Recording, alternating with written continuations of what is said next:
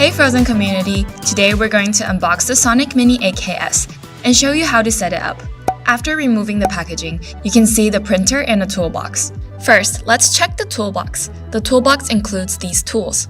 With these tools, you can start your 3D printing experience in no time. And now you're ready to start creating. First, remove the resin vat. Peel off the protective film before use. Then, connect the power cable and turn on the Sonic Mini AKS. Now let's test the LCD. Click on LCD Test and check to see if the LCD screen displays the same image as seen on the touch panel. Do the same checking with the vat cleaning function.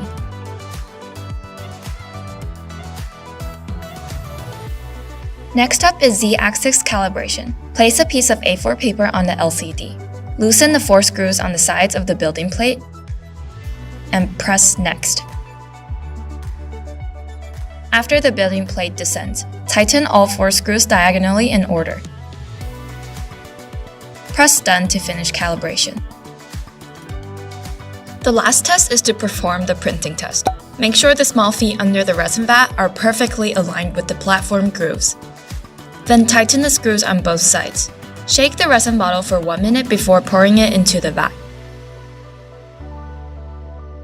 The Sonic Mini AKS only supports PRZ files, so make sure you're exporting the right file for your next print. Plug the USB, choose the file, and press Go to begin printing. Remove the plastic case after printing and remove the building plate.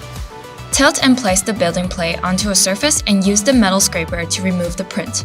Then use isopropyl alcohol or frozen wash to clean and rinse your model. Lastly, cure the model with the curing station. You're now ready to start 3D printing with the Sonic Mini AKS. We hope this video helped you. Leave a comment below if you have any questions. Don't forget to like, subscribe, share, and